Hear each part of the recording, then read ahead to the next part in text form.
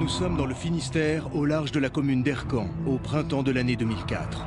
Le chalutier le Maëlys est le 4e bateau à disparaître en pleine mer en l'espace de quelques mois. 27 hommes au total ont ainsi disparu, et leurs corps n'ont jamais été retrouvés. Tous ont sombré dans le même périmètre, un lieu que les pêcheurs appellent la zone maudite. C'était la première fois que nous enquêtions sur des phénomènes paranormaux en pleine mer.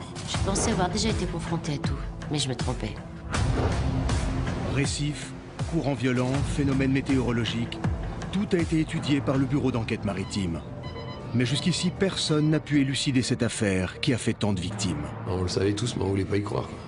Et voilà, aujourd'hui, ils sont tous morts, quoi. Et aucune explication au naufrage du chalutier finistérien le Bugal. Les familles des 5 victimes se battent pour que la vérité éclate. Ce matin, les enquêteurs du bureau maritime ont retrouvé en mer, au large d'Ercan dans le Finistère, des morceaux de l'épave du Rouge, ce chalutier qui avait disparu il y a près d'une semaine.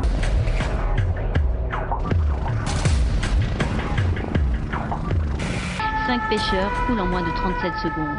Depuis le début et en dépit des investigations du bureau d'enquête sur les événements en mer qui a conclu en 2006 à un accident, les familles des 5 marins disparus soutiennent que le chalutier a été accroché par un sous-marin. Des chalutiers qui disparaissent de manière inexplicable, des marins-pêcheurs expérimentés et pourtant terrorisés par une zone maritime soi-disant maudite, un sous-marin fantôme.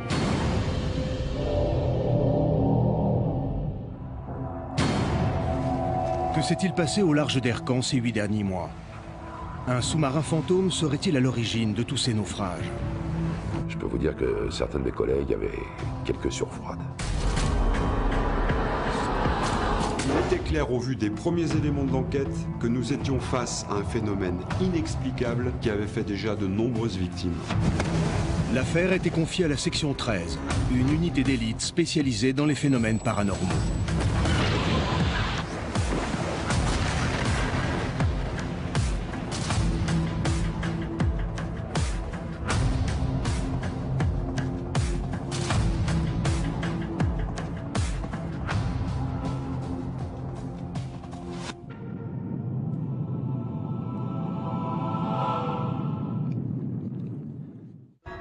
Mai 2011, ville portuaire d'Ercan, dans le Finistère. Alors que la ville dort encore, les premiers marins-pêcheurs quittent le port pour rejoindre leur zone de pêche. L'équipage du Maëlys, 4 marins expérimentés aux commandes d'un chalutier de 17 mètres en parfait état, partent pour une journée de pêche qui va finir en cauchemar.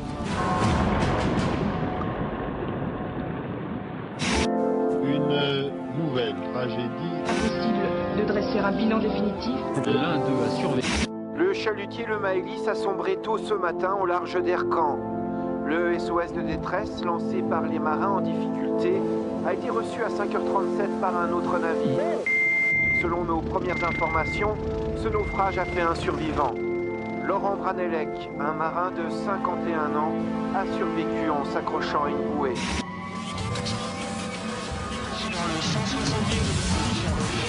Immédiatement informé par radio, un hélicoptère de secours vient chercher le rescapé.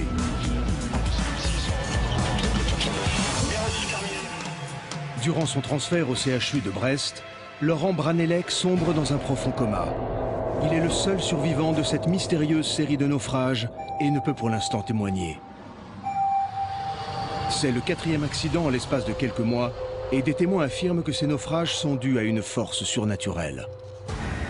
D'après les premiers éléments de l'enquête, les procès-verbaux faisant état d'une zone dangereuse au large d'Ercan sont nombreux. Et les témoins, parmi lesquels on compte des gardes-côtes, sont fiables.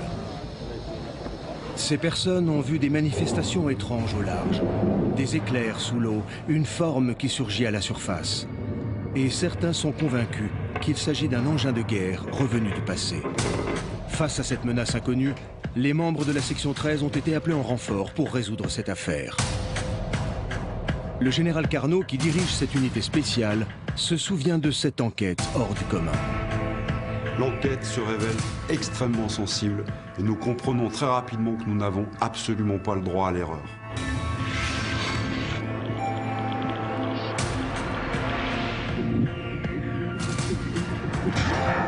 Une des clés clé de l'affaire était que le Maëlys n'était pas le premier navire à sombrer dans cette zone, et ce, sans aucune explication rationnelle.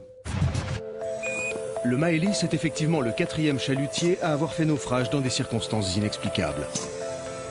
L'Éole, le Rouge et le Bugalette-Braise, 3 autres bateaux de pêche ont disparu de manière tout aussi inquiétante, ne laissant jusqu'ici aucun survivant.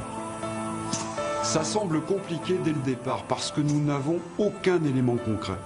L'enquête sur ce dernier naufrage, celui du Maëlys, est extrêmement compliquée. L'épave n'a pas pu être localisée et le seul survivant se trouve entre la vie et la mort. Seule information, le chalutier aurait coulé en moins d'1 minute, tout comme le précédent naufrage, celui du Bugalette-Braise, qui 5 mois plus tôt avait fait scandale. Un chalutier, le Bugalette-Braise, est happé par le fond, périr en mer sans pouvoir agir. Le Bugalette-Braise se serait trouvé au beau milieu d'un exercice sous-marin le jour de son naufrage. Le 15 janvier 2004, le chalutier le Bugalette-Braise fait naufrage au large des côtes anglaises de la Cornouaille avec 5 marins à son bord. Il n'y a aucun survivant. Rapidement, l'affaire prend une dimension internationale. Les familles des 5 marins disparus soutiennent que le chalutier a été accroché par un sous-marin. Michel Rosemary, un journaliste réputé pour ses investigations sur le terrain du paranormal, a suivi de très près l'affaire du Bugalette-Braise. À l'époque, les premiers éléments de l'enquête étaient au cœur d'un véritable scandale médiatique. Rapidement, les suspicions se portent sur une collision accidentelle entre le chalutier et un sous-marin militaire en manœuvre dans la zone.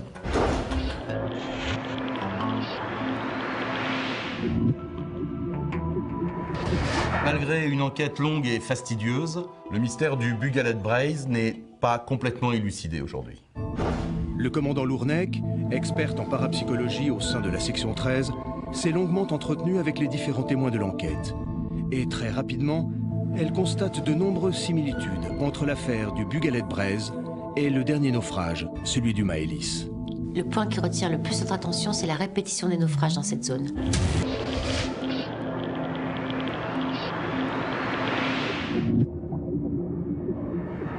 On ne sait toujours pas ce qui s'est passé. Le mystère est entier.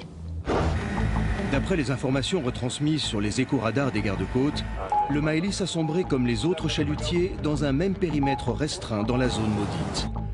Comme les autres bateaux, le Maëlys aurait coulé en moins d'1 minute. Ce qu'on a pu prouver, c'est que le Maëlys a coulé en 57 secondes. Autant dire que les marins n'avaient aucune chance de s'en sortir. Comment expliquer qu'un chalutier ait pu couler à une pareille vitesse? Le lieutenant Etchebarri, responsable du pôle scientifique de la section 13, s'est penché en détail sur le naufrage du Maëlys. Et selon lui, plusieurs pistes rationnelles sont possibles. De multiples hypothèses ont été envisagées, comme celle du filet de pêche qui serait resté accroché dans les sables au fond de la mer.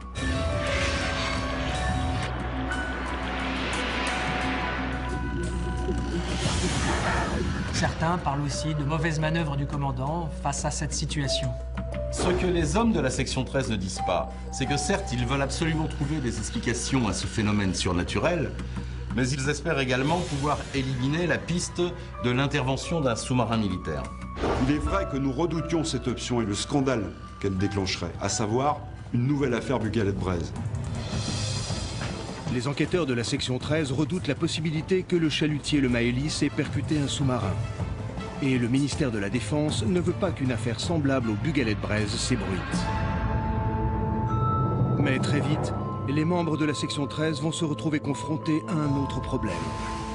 Suite à ce nouveau drame en mer, les marins d'Ercan excédés ont décidé de mettre la ville, d'habitude si paisible, à feu et à sang.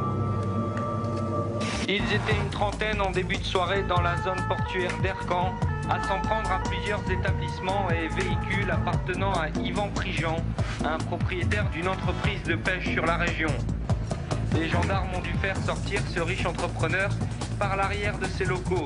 Ce dernier n'a pas souhaité s'exprimer, mais selon nos informations, il lui serait reproché d'avoir envoyé ses hommes dans une zone maritime interdite. Plutôt sceptique lorsqu'il découvre toutes ces informations, le capitaine Brunel part avec les autres membres de la section 13 sur une des missions les plus dangereuses de sa carrière.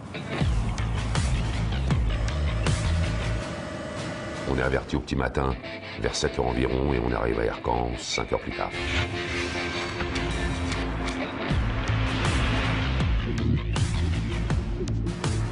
Avec tout ce qui s'était passé auparavant, donc on a préféré partir. Très vite. À la requête de mes supérieurs, j'accompagne exceptionnellement mon équipe sur place. En l'espace de 3 heures, les enquêteurs de la section 13 sont acheminés sur Ercan.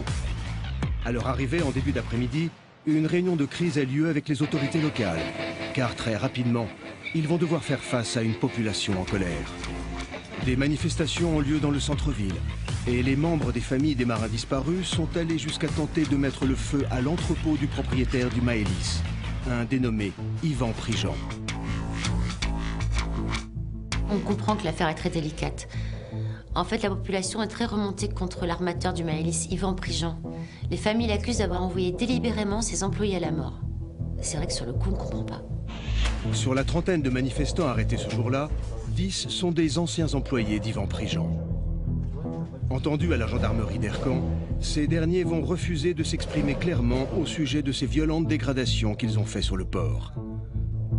Michel Rosemary a recueilli leurs témoignages lors de leur libération, et ces hommes se sont alors réellement confiés. À ce moment-là, aucun marin ne dit à la section 13 ce qu'il pense réellement, de peur de passer pour des fous. Mais tous ces hommes ont la même certitude, la zone de pêche où a sombré le Maëlys est hantée et dangereuse. Et Yvan Prigent le savait pertinemment. Afin de mieux comprendre la colère des habitants d'Ercan, les membres de la section 13 entament un travail d'investigation de fond sur ce marin-pêcheur, Yvan Prigent, le propriétaire du Maëlys, qui a forcé ses hommes à se rendre dans cette zone que l'on dit maudite.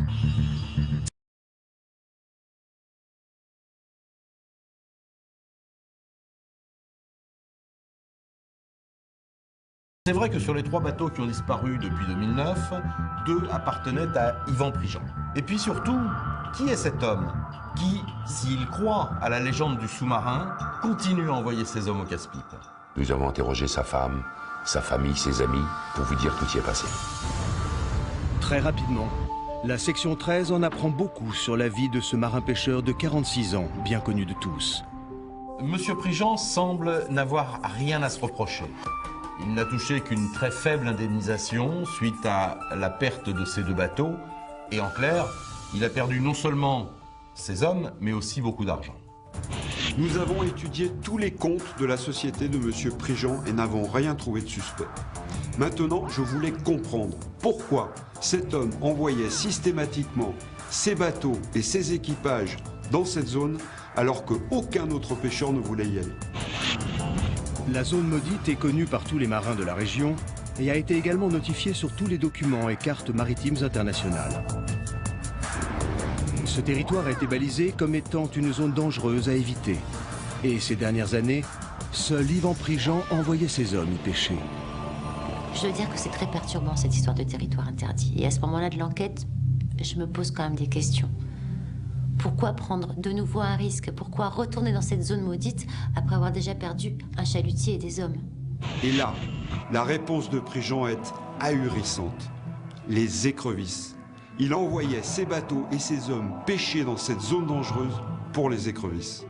Une aussi large zone de pêche dans laquelle aucun chalutier ne vient depuis presque 70 ans. C'est une mine d'or. C'est donc par appât du gain qu'Yvan Prigent envoyait ses hommes dans cette zone dite maudite. Une zone déclarée dangereuse car de nombreux naufrages inexpliqués y ont eu lieu, sans que personne ne puisse jamais savoir pourquoi. Pour la première fois, les enquêteurs vont peut-être pouvoir apporter une réponse. Car Laurent Branelec, le seul rescapé du naufrage du Maëlys, sort de son coma au bout de 11 jours. Son incroyable témoignage va alors faire totalement basculer l'affaire. La survie de Laurent Branelec et son témoignage incroyable sont le point de départ de cette enquête. Enfin, quelqu'un témoigne de ce qu'il a vu dans cette zone sur laquelle les pires rumeurs circulent alors. Le commandant Lournec, spécialisé en parapsychologie, se rend immédiatement au chevet du miraculé. J'ai obtenu l'autorisation des médecins en début d'après-midi pour parler à Laurent Branelec. Bien sûr, j'ai conscience qu'il est en état de choc. On manque d'éléments concrets à ce niveau de l'enquête.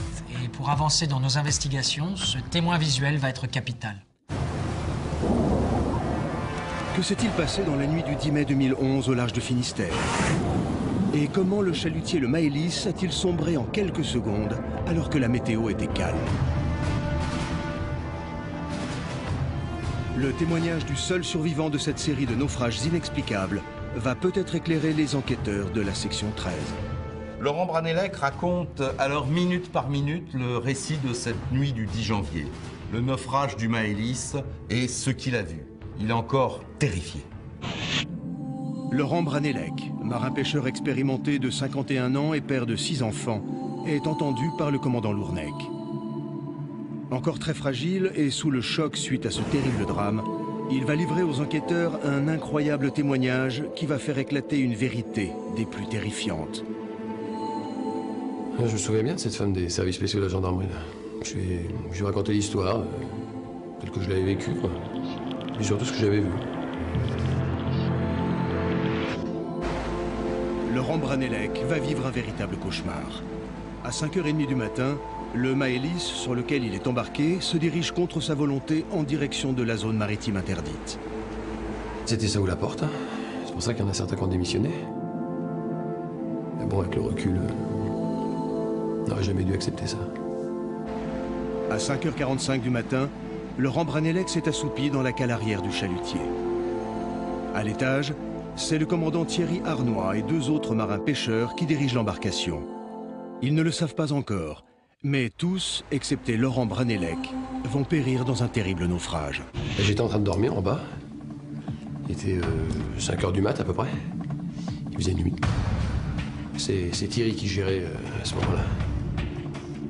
Et puis là, on a entendu un énorme bruit. Une déflagration, je ne saurais pas définir. En tout cas, ça nous a réveillés en sursaut. Alors moi, le premier réflexe, je suis vite monté sur la passerelle. Thierry Arnois est l'homme de quart, celui qui est de garde en quelque sorte. Et quand Laurent Branelec remonte sur le pont, Thierry Arnois est complètement paniqué.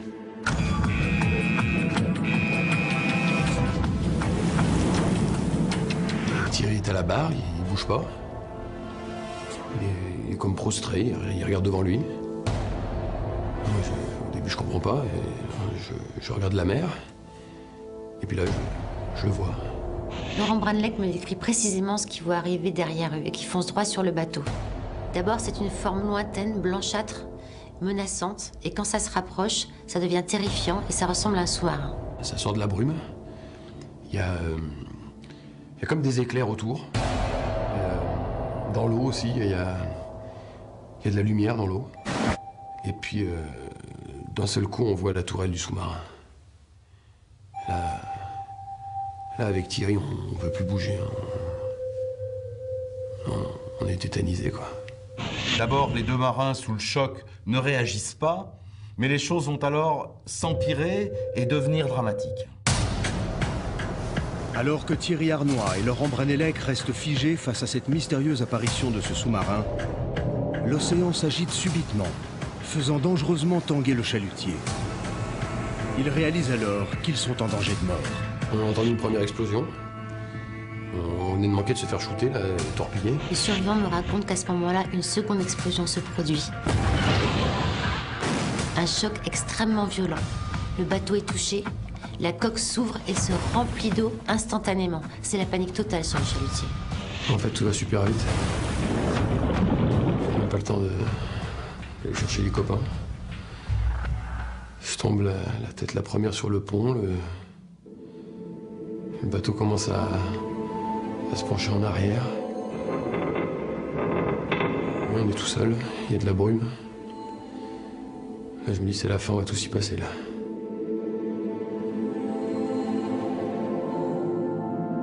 Je tombe à la flotte. J'ai juste le temps d'agripper la bouée, de m'accrocher dessus comme je peux. Et puis je les entends. Ils sont à l'intérieur, je les entends hurler.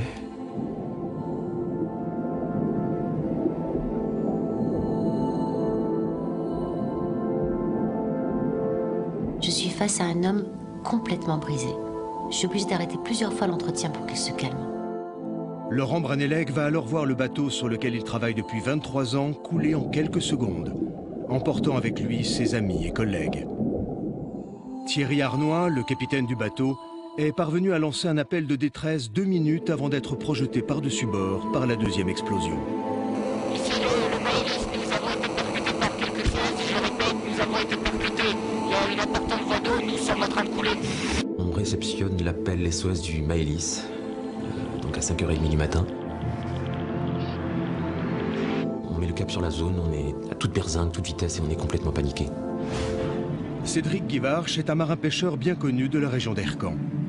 Il est le premier à répondre à l'appel de détresse et se rend immédiatement sur place pour porter secours au Maëlys. Mais la brume épaisse va rendre l'opération de sauvetage quasi impossible. On arrive 40 minutes après et on voit rien, on trouve rien du tout, le chalutier il a déjà coulé. La mer est calme mais on voit rien du tout autour de nous. C'est horrible, parce que je connaissais tous les potes qui travaillaient sur ce bateau, et donc je peux pas abandonner, c'est pas possible pour moi. J'étais à 400 mètres, j'ai essayé de crier, mais... Il n'y a rien qui sortait, j'en pouvais plus. J'espérais juste qu'il me voie, quoi. Et au moment où je me dis que c'est foutu, ben là je vois un truc rouge au loin flotter. Après plus d'1 heure de recherche désespérée sur la zone du drame, l'acharnement de Cédric Guivarch paye enfin. L'équipage de la coquille repère un objet flottant à la surface, une bouée. Laurent Branelec y est attaché. Quand j'ai compris qu'il m'avait vu, c'est le soulagement, quoi. Et là, c'est mon pote, c'est Laurent.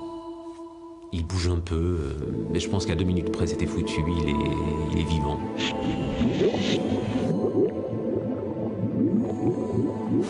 Les 2 pêcheurs sauvent alors Laurent Branelec d'une mort certaine. En état d'hypothermie avancée, il est à moitié conscient. S'il n'est pas immédiatement réchauffé, il peut mourir d'un instant à l'autre.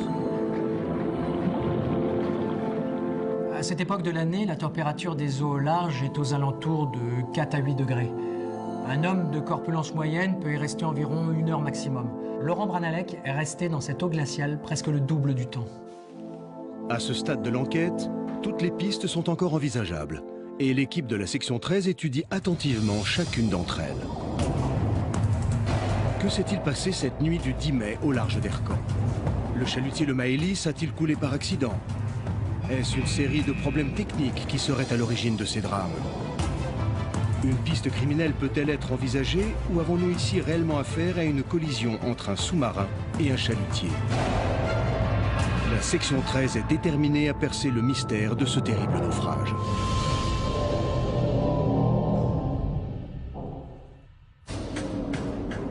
Après le témoignage de Laurent Branelec concernant le Maëlys et la zone maritime maudite, les enquêteurs de la section 13 vont devoir faire face à une situation de psychose collective. Les marins d'Ercan se confient au commandant Lournec, spécialiste en parapsychologie, et leur version des faits sur ces multiples naufrages sont des plus terrifiants. Effectivement, c'est plutôt surprenant comme histoire. Un sous-marin fantôme l'U-390, qui a été coulé pendant la Seconde Guerre, entrait à l'endroit. Comme vous pouvez imaginer, on était un peu sceptiques. Cela fait maintenant 24 heures que l'équipe de la section 13 s'est lancée dans ce contre-la-montre. Ils savent qu'ils doivent résoudre rapidement cette enquête avant que la panique ne gagne la population et rende l'affaire encore plus délicate. Sans attendre, le lieutenant Etchebarri s'est plongé dans des recherches approfondies sur ce mystérieux sous-marin nazi.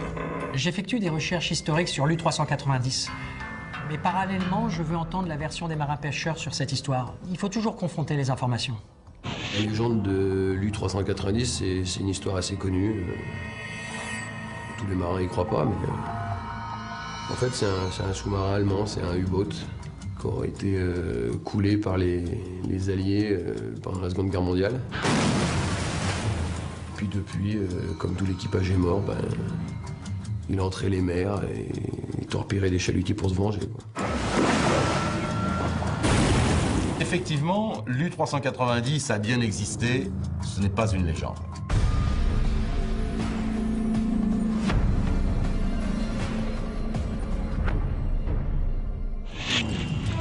Le sous-marin nazi U-Boat U-390, aussi appelé le Loup Gris, est un appareil lancé par le Troisième Reich allemand le 8 décembre 1941 à Kiel, en Allemagne. Il est ensuite envoyé avec d'autres appareils dans les eaux françaises pendant l'occupation pour empêcher le débarquement des Alliés sur le territoire français. Hitler et son état-major savent pertinemment que le débarquement se prépare. Les nazis occupent donc les eaux françaises avec leurs bateaux et leurs sous-marins de guerre. L'U-390 est déjà un gros appareil, avec une cinquantaine de personnes à bord. De mai à décembre 1943, l'U-390 sillonne donc les côtes françaises et torpille un grand nombre de navires de guerre alliés.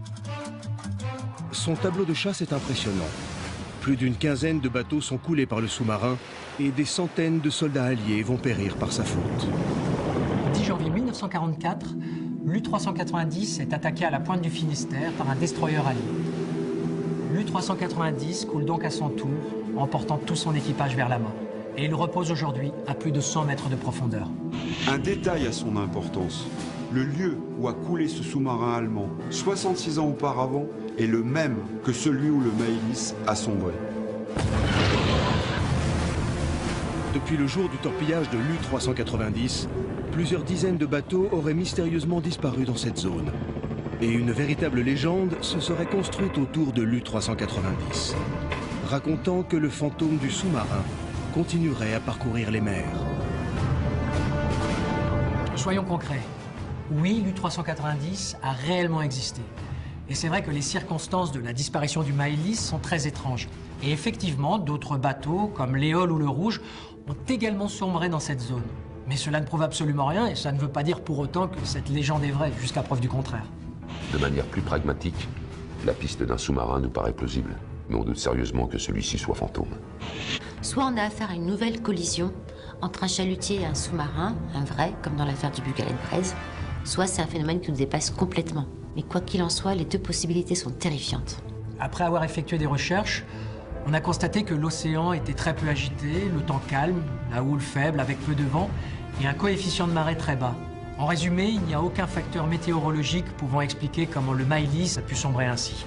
Si on résume la situation, on a des disparitions de chalutiers à répétition dans une zone maritime bien spécifique, la légende d'un sous-marin fantôme bien ancré dans la région, et surtout des faits et le témoignage d'un survivant corroborant la même chose.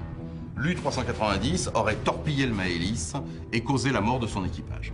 J'ai donc pris des mesures assez exceptionnelles. J'ai demandé à mes contacts en haut lieu des informations confidentielles sur la présence d'un ou plusieurs sous-marins dans la zone maudite aux dates des naufrages du Maëlys, de l'Éole et du Rouge.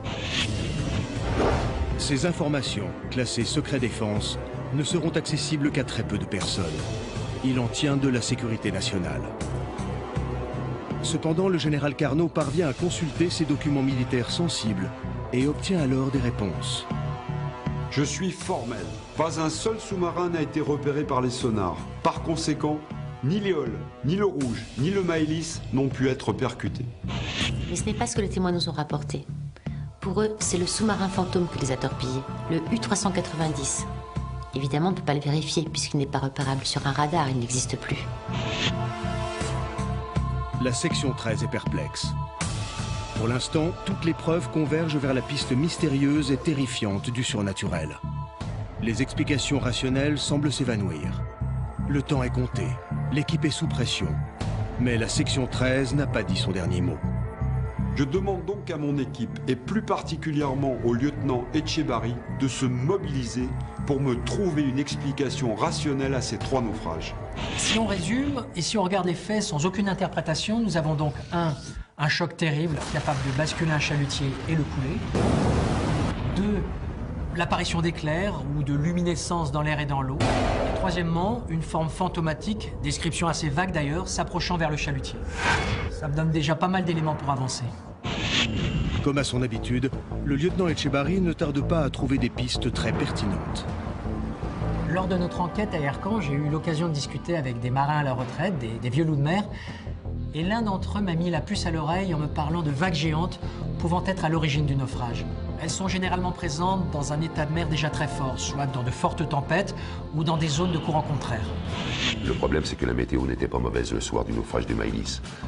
D'après les relevés de Météo France, il n'y a eu aucune tempête dans la nuit du 10 janvier. Idem pour les 2 autres catastrophes. Le temps était simplement brumeux. Mais une autre explication est également possible, un phénomène peu connu qu'on appelle les vagues scélérates. La vague scélérate est une immense vague qui apparaît de façon soudaine et inexpliquée. Elle est capable de faire couler un bateau en explosant et déchirant littéralement sa coque. Chaque année, de nombreux naufrages de chalutiers sont causés par ce phénomène relativement rare, mais pourtant réel. Etchebarri, ces vagues peuvent faire 30 mètres de haut et cisailler littéralement un chalutier en deux. L'étude de ce phénomène est très difficile parce qu'on ne sait jamais ni où ni quand ces vagues scélérates apparaissent. Tout ce qu'on sait, c'est qu'elles ne sont pas dues à de simples tempêtes, mais à d'autres facteurs comme les courants marins ou les vents par exemple. Le choc est violent et d'une incroyable puissance. Un peu comme si ça avait été torpillé. Dans la totalité de nos enquêtes, nous remarquons toujours la même chose. Ce ne sont pas les faits qu'il faut remettre en cause, mais ce sont les interprétations des témoins sur ces faits qu'il faut réétudier. Les membres de la section 13 pensent alors que le sous-marin fantôme U-390 pourrait être le fruit de l'imagination des marins face à des événements rares et effrayants, mais pourtant bien réels. Non, il y a beaucoup de marins, ils sont plusieurs à avoir vu la même chose, donc on ne peut pas dire qu'ils ont tous halluciné, il faut arrêter, il faut être sérieux à un moment donné. Je ne suis pas un mystique, mais je crois vraiment aux gens qui disent avoir vu l'U-390. Il se passe des choses dans cette zone et c'est pas des conneries. Il se passe des choses dans cette zone, c'est indiscutable. Mais une fois encore, si l'on s'en tient qu'aux faits, il n'y a que Laurent Branalec qui dit clairement avoir vu l'U-390. Mais d'autres phénomènes peuvent expliquer ces visions, comme les feux de Saint-Elme ou le plancton fluorescent. Là encore, l'étude des divers témoignages récoltés en début d'enquête aiguille la section 13 dans ses recherches. Les enquêteurs confrontent alors Laurent Branalec avec certaines images de référence trouvées par le capitaine Etchebarri.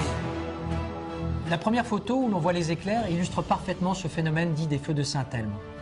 Ce phénomène est créé par des champs électriques présents naturellement dans l'air. C'est la manifestation directe de l'effet couronne. En clair, les molécules d'air sont stimulées par un champ électrique et créent cette lumière caractéristique. On m'a montré des photos de phénomènes étranges qui arrivent en mer des fois. Oui, ça peut ressembler à ça. Il faisait nuit, il y avait de la brume, je sais pas, on n'y voyait pas grand-chose. Sur la seconde photo, c'est une toute autre explication.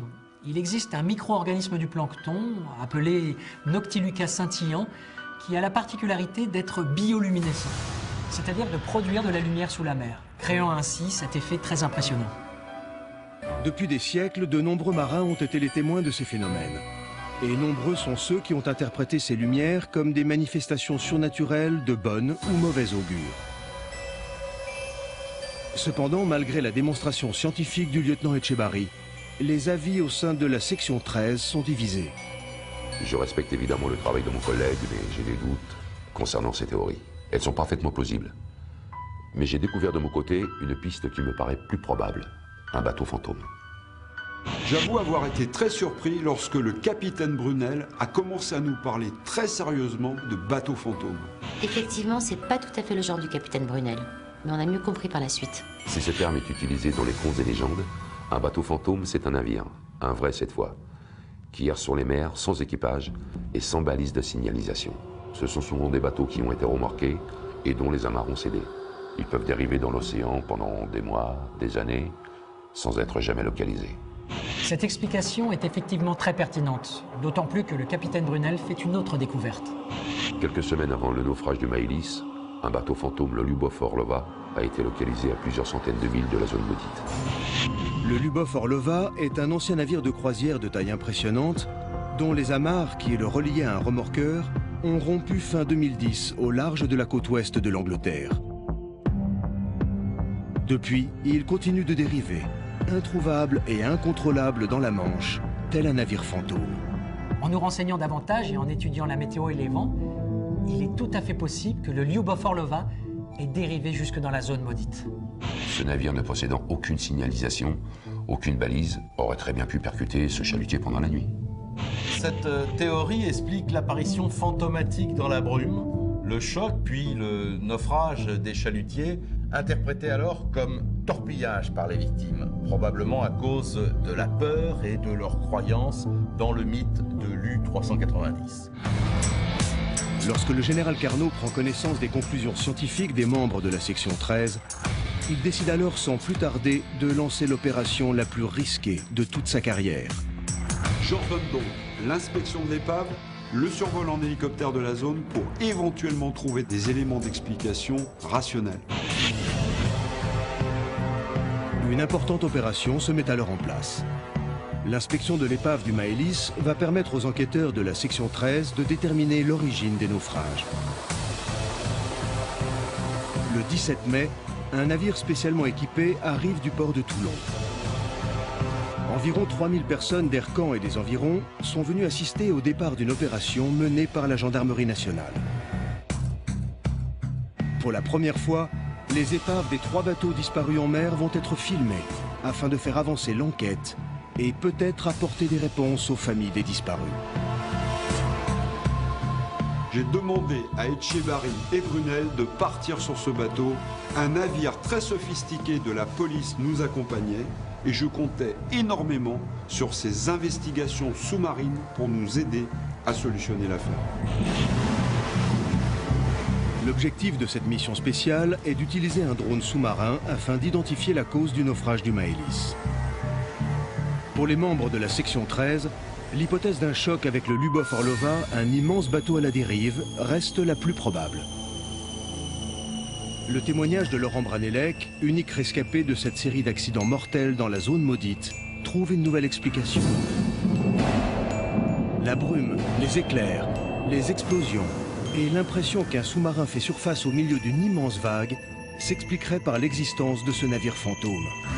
Déterminés à aller au bout de leurs investigations, les enquêteurs vont alors se retrouver confrontés à un danger inimaginable.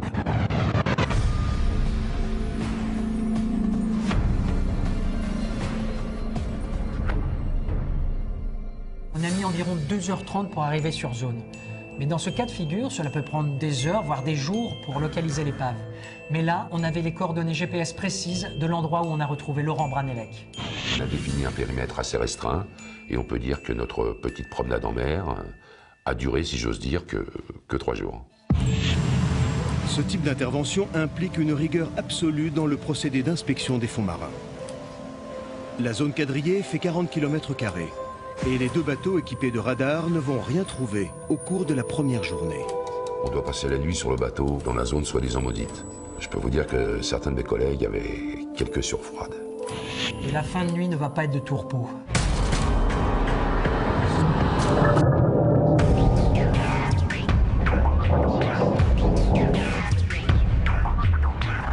À l'aube du 2e jour, les enquêteurs de la section 13 vont se retrouver confrontés au danger qui a causé la mort de nombreux marins.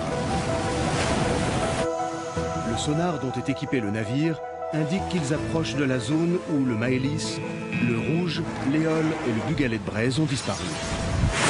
À 5h44, les enquêteurs vont subir une avarie inexplicable qui va compromettre le bon déroulement de la mission. Je suis à ce moment-là encore en poste devant les écrans radars et le caméraman du service vidéo de la gendarmerie est dans la cabine juste à côté. Je suis là, levé depuis une bonne heure. Je suis en train de finir l'archivage des images de la veille. Il a à cet instant précis encore un commentaire à enregistrer sur les rapports vidéo de la veille. Il allume son micro, il met son casque sur les oreilles et là il entend un bruit parasite. En fait, le micro est accroché à la barre qui elle-même est accrochée à la paroi du navire. Et avec la propagation du son, j'enregistre un grondement qui paraît assez proche.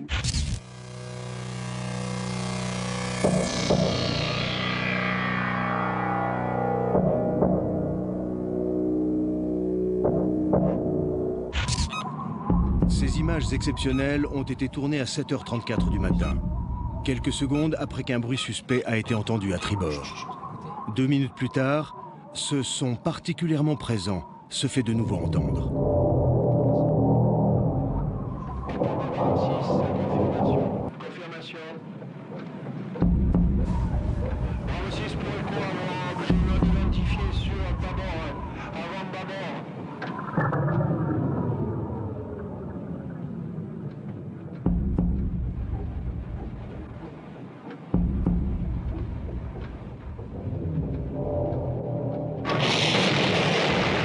je dormais, j'étais dans ma couchette, et tout d'un coup, il y a eu un bruit énorme dans la carlingue du bateau. Je suis monté directement voir le poste de commandement, j'ai parlé au capitaine, et parce qu'on a dû percuter quelque chose d'énorme. William Formel prend sa caméra. Capitaine, vous avez entendu quelque chose? Et on se précipite sur le pont pour voir ce qui se passe. Allez, sur le pont, il faut y aller là. Vérifiez pas le panneau. Surtout.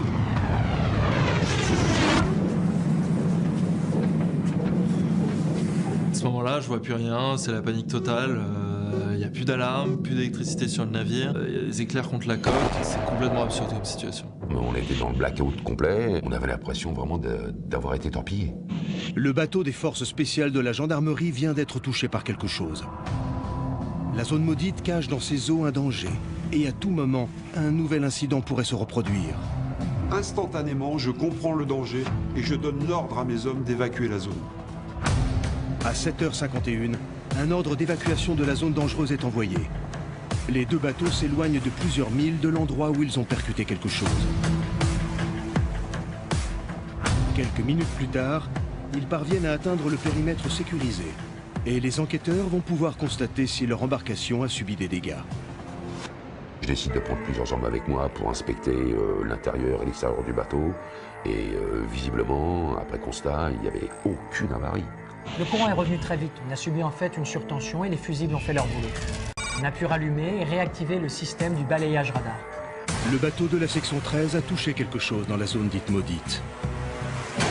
Un choc violent contre la coque, mais qui n'a causé aucun dommage.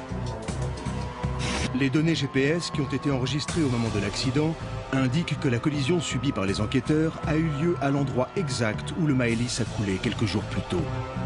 Afin de continuer les investigations en toute sécurité, le général Carnot donne l'ordre d'envoyer le drone sous-marin par hélicoptère sur le site où a eu lieu le drame.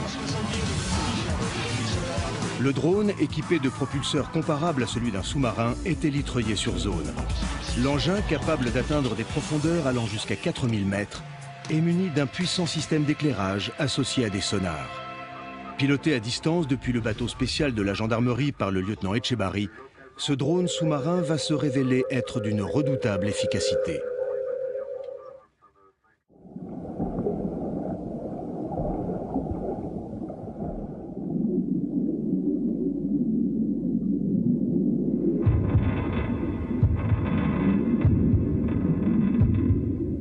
On a du mal au début à identifier ce que l'on a dans le retour vidéo du drone.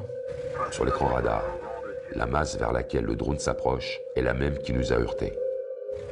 Dépression 990, 20-22-5 Cibophore. Localement et passagèrement 20-22-5 Cibophore.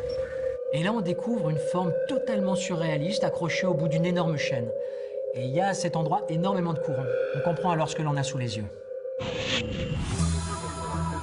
Au bout de 10 minutes d'immersion, le drone sous-marin arrive sur l'épave du Maëlys. Les enquêteurs n'en croient pas leurs yeux. Le chalutier a subi un incroyable incident qui l'a littéralement brisé en deux. Contre toute attente, l'épave ne repose pas au fond de l'océan, mais semble être en suspension sous l'effet d'énormes chaînes tendues. Sur le coup, on a l'impression que c'est l'ancre du Maëlys qui se serait accidentellement arrimée dans les fonds marins, avec à son bout un morceau d'épave qui se balade au gré du courant. C'est inimaginable. En fait, le morceau de bateau n'a pas encore coulé. Et on a l'impression qu'il a jeté l'ancre, mais que le cap s'est pas encore totalement déroulé. Pour moi, on a là devant nous un début d'explication concernant le naufrage du Maëlys. Ils ont a priori eu un problème avec l'ancre, mais en même temps, ça n'explique pas pourquoi ce chalutier a été coupé en deux. Les enquêteurs décident donc d'envoyer le drone plus en profondeur dans la zone maudite pour tenter de localiser l'autre partie du chalutier. Mais le drone va très vite effleurer un danger que personne ne soupçonnait jusqu'alors.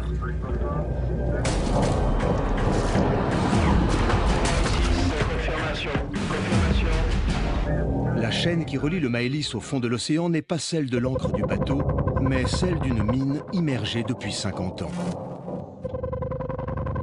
Il s'agissait de mines à Aura.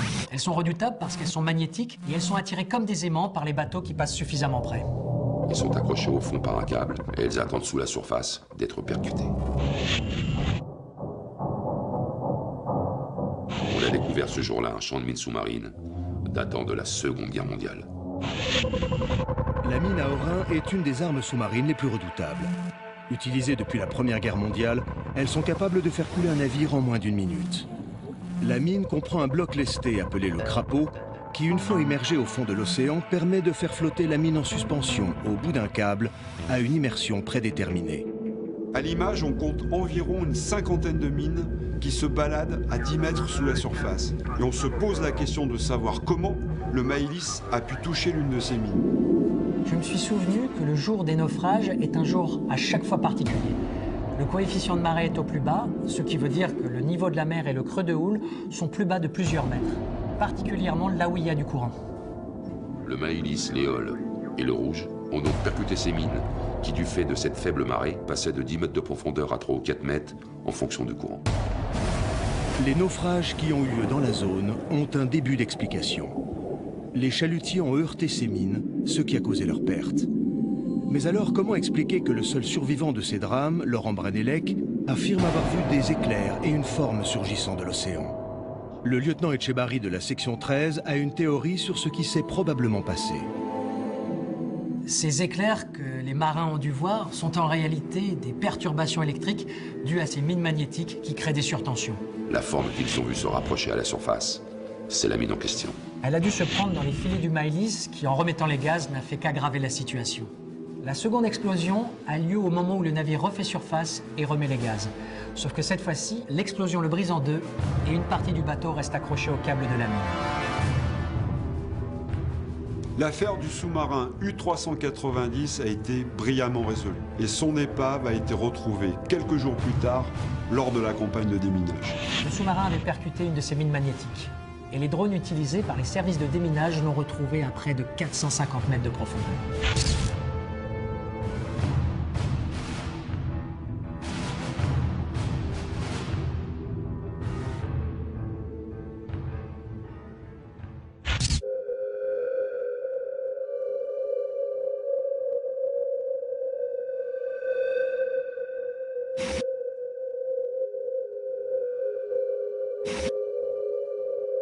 Ces images extraordinaires permettent de faire taire à jamais la rumeur que cet engin de guerre, le U-390, continue à hanter les profondeurs de l'océan Atlantique. Suite au déminage complet de la zone, les épaves de l'Éole et du Rouge ont été également identifiées. Par contre, les rapports de la gendarmerie ne vont pas permettre de clore complètement l'affaire. L'Éole a subi exactement le même sort que le Maëlys. Par contre, pour le Rouge, c'est vrai que là, on est beaucoup plus embêté. Sur ces images rapportées par le robot submersible, on peut apercevoir l'épave du chalutier Le Rouge reposée sur son flanc. En se rapprochant davantage, on peut observer une déchirure de la coque bien particulière et tout à fait caractéristique.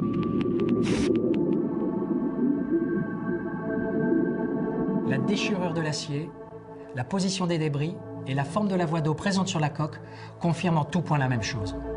C'est totalement incompréhensible, mais il semblerait bien que le chalutier Le Rouge ait été torpillé.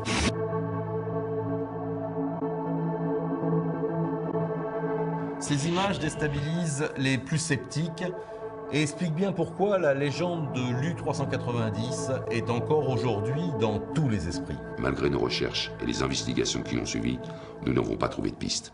Cela reste réellement un mystère. L'enquête des naufrages d'Ercan se termine. Bien que le cœur de l'affaire ait été résolu avec brio par la section 13, l'équipe a du mal à cacher sa frustration face à cette dernière découverte. Malgré leur désir de continuer leurs investigations, le ministère a exigé le classement de l'affaire. Personne ne saura jamais ce qui est réellement arrivé au chalutier Le Rouge, à moins que, comme certains le prétendent toujours à Ercan, l'U-390 ne hante toujours les abysses de la zone maudite.